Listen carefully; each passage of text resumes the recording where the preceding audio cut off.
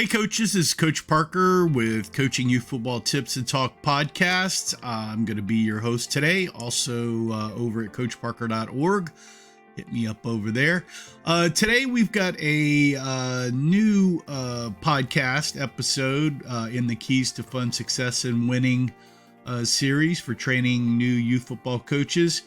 This is preparing for your first game. I wrote a blog post article about this a year ago now, and reposted it and got a lot of people saying they liked it, so I thought I would turn it into a podcast, video podcast, and so forth. So before we get into it, please subscribe to the channel if you get a chance. Hit that like, share, comment, all that good stuff on your podcast service or on YouTube. I'd really appreciate it. Please subscribe. So let's get right into it. Preparing for your first game. My thoughts on that. And these are in no particular order or anything. Just trying to get stuff out to you guys. So let's see. I would say first games are always kind of tricky. One, if you've got a new team, you don't know really how your guys are going to play. Yeah, you've scrimmaged, but game situation is always different. Everybody's nerves are up, and your nerves are up, their nerves are up, and so forth. You haven't scouted them, probably don't know what that's going to look like. In full game, you've got referees now that are calling penalties and fans and all this, so they're always kind of tricky. Like I said, your nerves are higher, everybody's nerves are higher. So stay calm. You'll see, if you see pictures of me sometimes on my blog, and if you're watching this on YouTube, you'll see I write fun. I've always done that. I write fun on my hands and smiley faces on the top of my hands, just so I know, hey, I'm coaching youth football players. This is an NFL Super Bowl, so stay calm. The other thing, relax. You're not at work. You're on the football field. Things are really good. You're probably coaching your son. So what better thing than that, than coaching your son and some other youth football players in the game of football that we all love. So just relax. It's not the end of the world if anything bad happens. So enjoy the moment with your players. The things that help me kind of to relax is I make lists and reminders and make sure my assistant coaches and everything, team parents, know things before game day and who's responsible. So get all that out. I do lower my perfection expectations a tad for the first game. I'm kind of a perfectionist and get kind of quirky about it. And I over the years, I've learned that first games do not go well. So if you go with that mindset, you'll be surprised that, oh, this went better than expected. So I play that little psychology game with myself. And the one thing that I do that's really helped is I try to consider it really a preseason game. Because I don't know if you're like our league, but we don't really have too many scrimmages with refs and the whole thing going on. I know some leagues will have a jamboree and they kind of have that. But so you don't really get a preseason game. So really this first game, you kind of consider it like that to kind of work out a lot of issues. Yeah, you've scrimmaged, but game time is a lot different. If you do lose, just remember, in the heat of the moment, it's hard to remember this, but there's probably 8 games more, or 7 or 6, and then playoffs. I mean, it's not the end of the season if you lose this first game. So, of course, no one wants to lose because winning is funner. But, just know it's not the end of the world if you lose this first game. You want to be prepared and have fun. I mean, you can't go into your first game not prepared. So definitely you want to do as much as you can to prepare for the first game. The other thing is, when you go into this, you want to learn from your mistakes and then make sure you practice those mistakes yourself and your players. Because I know I make mistakes, when I'm calling plays or doing things or didn't see stuff. So learn from that and learn from this first game what you're doing right and what didn't go well. And make sure, you know, what you did right, you build on and you practice those mistakes in practice so you get all those kinks worked out for your second game. I like to use the first game as a barometer of where I'm going to kind of stack up in the league, especially when I see all the other teams play and the scores and what's that looking like. And so you kind of see yourself as a barometer. If you've had a chance to watch the other games, you'll kind of know where your team is going to fit into the league there. Always try to videotape the first game if you don't have a video service. I always like to tape my games, but that way you can review it in detail when you get back to your house. Because I know for me, in game, I'm calling plays or doing things, and so it's really hard to watch exactly everything if it's not videotaped. Did you and the team players meet your expectations? You know, when you get back, you know, why or why not when you're reviewing tape.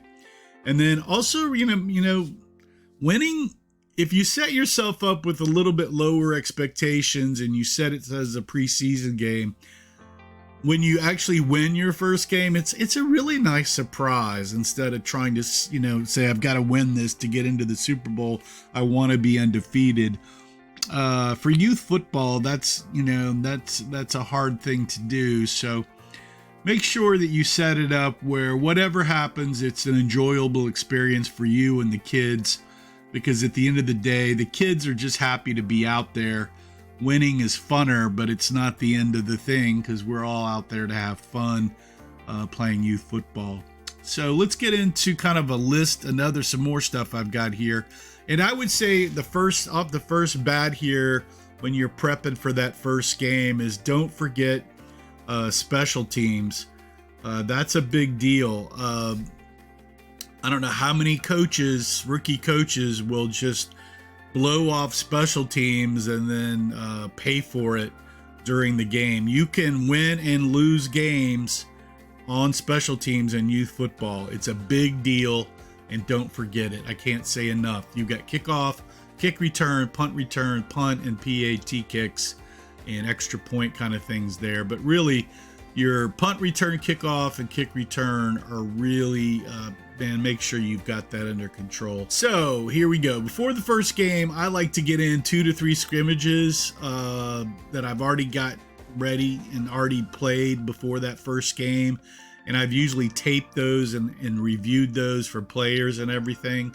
So I'm trying to get everybody acclimated to playing at a faster speed versus hitting other players on the team, which people get used to doing, but hitting other players at the youth level, kids don't really realize what's going on there. So you want to get 2 to 3 scrimmages in. If I can, I've scouted an opponent scrimmages or a league jamboree or something, and if I can't do that, scrimmage them or scouted them in a league jamboree, I've asked other coaches that I may have scrimmaged or I know that have scrimmaged them and know what they're doing or have video, and or I can come up with what offense and defense they're running or in what studs that they have that I need to block or tackle and so forth. So you can at least get some information, and that's what you should do. Before the first game, you certainly need to know who your starters are, who are your studs, who are your subs, who are your issue players, your weakest 3 or 4, and then, you know, who's injured or has a cold or may miss the first game. That's the other thing is, you know, who is going to miss this first game. Usually no one does, but, you know, who's on vacation kind of thing. Make sure you've got your starters and your sub depth chart ready to go, and your assistant coaches know that. If you're in a minimum player league, do you have that plan on how you're going to sub and who they are, where they're going to play, when they're going to sub in? And I like to have a coach that's in charge of these folks. So make sure you've got that planned out, because that's always nerve-wracking, especially if they're checking before each half before the half is like, who's played, and you don't have those guys in yet. So just make sure you've got a plan for that. The other thing, make sure offensively you firmed up your risk coaches and your plays and narrowed them down to what works. And if you've been trying to get a counter in and you just keep fumbling it and running into each other, that's probably not the best play to run in the first game. So maybe that goes off. Clean up your risk coaches, and know who's going to get those risk coaches, and that they can read your chicken scratch. Or because I like tone down my wording where I'll move out vowels, and it's like a chicken kind of foreign language that those guys have to kind of pick up. So make sure that your QBs and guys that have the risk coaches know how to read your foreign language chicken scratch on your risk coaches. Make sure everybody knows signals if you're doing signals or wording nicknames and all of that good stuff. And so just make sure everybody understands what's going on there, starters and subs, because that's a big deal. You're only as good as your weakest link. If your subs don't know what's going on, it's always a problem. There's always an injury or somebody's got to come out. So make sure everybody, the first team and second team folks, know where they're going. Let's see. Same thing on defense. Firm up everything, what the schemes are, what your blitz calls are. I try to limit a lot of stuff for the first game because defenders play better and faster if it's simplified. So I'm not trying to get too fancy in the first game. I just really want to tackle. So, but you should have, both for offense and defense, your schemes, like what's your run defense, offense, what's your pass plays, what your short yardage is. And then also on defense, who are the starters and subs, and kind of go through that. Like I said before, don't forget special teams. So I included it here again, who are your hands guys for kick return? Try not to put a minimum play player, your weakest guy, in the front row, because I will kick to that person. Who's your kicker? Do you have your kicking tee? Don't forget it for game day. Do you have one? Does your kick return team and punt team know how to block and know on punt that they can't go until after the ball is kicked? Who has backside contain? Make sure that's not a minimum play player, because I don't know how many times I've gotten burned on that one. So yeah, go through all your stuff and make sure that's all firmed up on offense, defense, special teams. Simplify, firm it up, narrow it down, what works for the first game, and that's what you kind of go with. So don't try to overdo it in the first game. You don't really need a bunch of pie in the sky plays for that first game. I tell you what, this has killed me I don't know how many times, not just only with the first game, but don't try to stuff in last minute additions in pregame, like a whole series or a couple of plays that this is going to get this particular team, because that no worky and it ain't no good. I don't know how many times I've tried to stuff something in on pregame right before a game, especially first games, and it not work. Look, if stuff's not working in practice, don't try to shove anything new down into a youth football team pregame right before a game, unless it is so small it's not going to cause everybody's already nervous and trying to remember stuff. No reason to add to that. So I think you guys get that. So no last minute additions if you can help it. Make sure you have an in-game injury plan, especially for your quarterback and center. If those two guys get hurt, what are you going to be doing? Because it is a nightmare when I don't have that planned out very well. I usually also try to assign a coach or parent to help with my injury bench. Maybe a parent that's a nurse or a doctor, a physical therapist, trainer that can help out with that. That way you or your co-head coach or offense defense coordinators don't have to take time away to deal with that injury, other than getting them off the field and finding out what's going on. But you can turn that over to somebody that is responsible and can communicate back to you what's going on.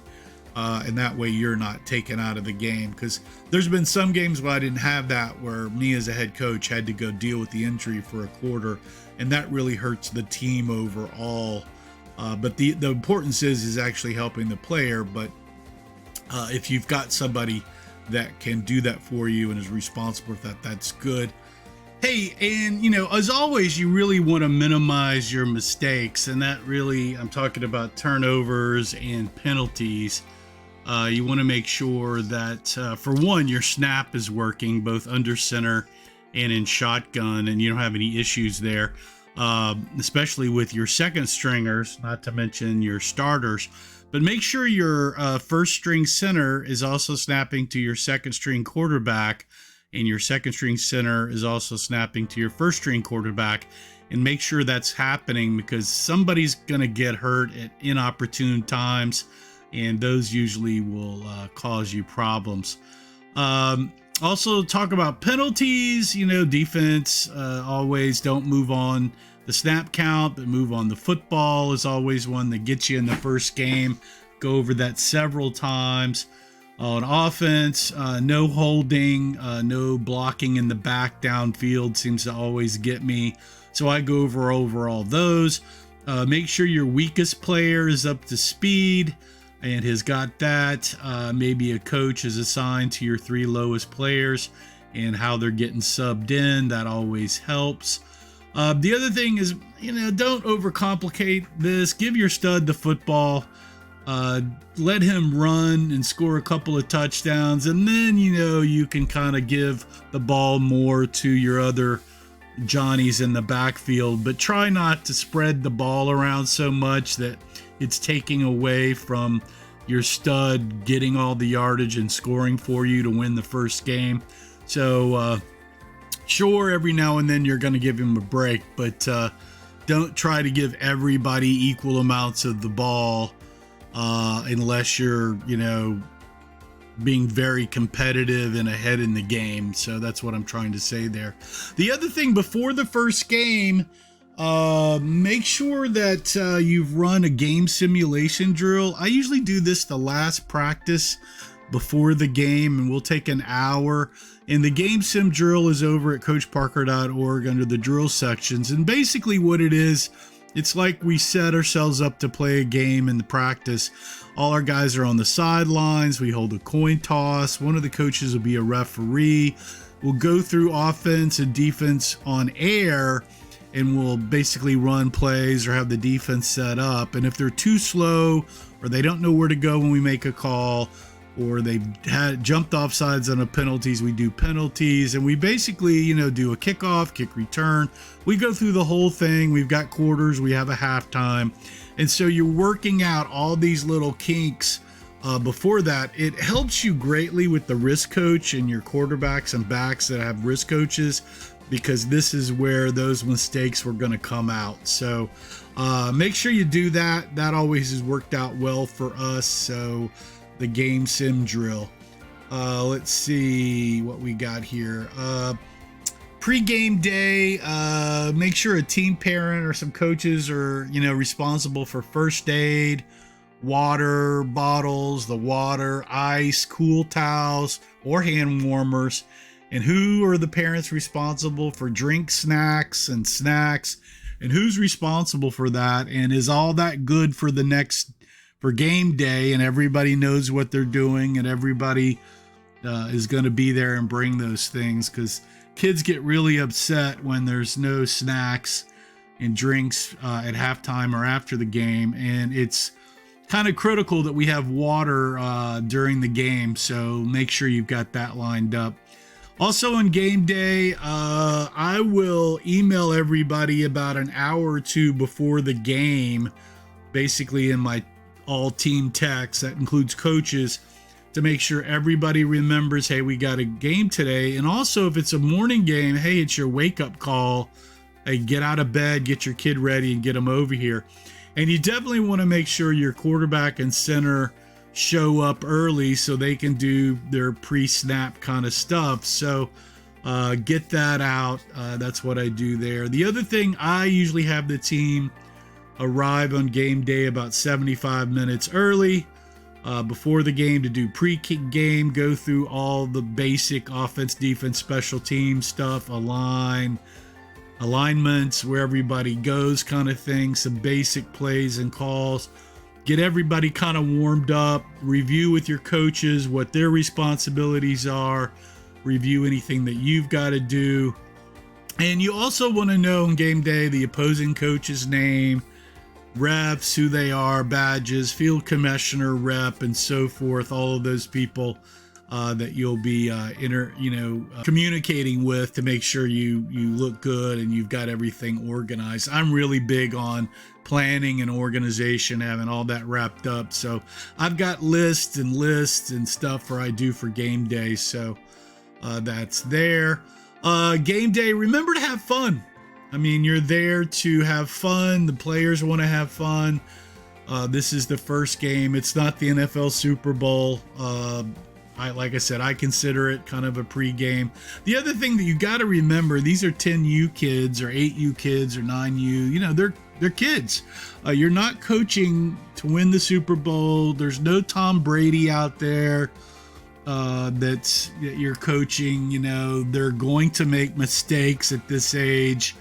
To be honest, most would rather go to a pizza ice cream swim party and probably play in this game. So just know where their priorities are and where yours kind of are at, and kind of laugh about that. Enjoy that you're probably getting to spend time with your son or daughter, and it's a good day. You're not at work, and enjoy life and enjoy some football on a nice Saturday usually. So I think that's a probably good 80-20 of what, how, and where to whatever to do before your first game.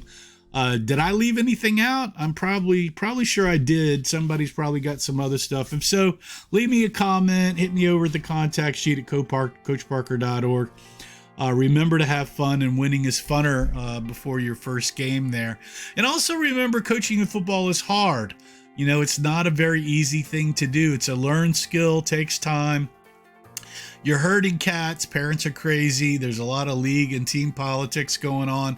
There's very good opposing coaches that are experienced. You might not have gotten lucky and not have all those studs on your team like that other guy does. So, you know, that's tough. And then the time commitment is also hard. So just remember, it's hard. The first game, you'll get through it. Everything's going to be okay. And hopefully you got the surprise of a nice win going into your second game. Learn from your mistakes, build on your things that you did well in, and have a good time. Yeah, that's what I got there. Hey, if you want to support me or you need a new playbook or some new plays, head over to coachparker.org and hit my playbook store.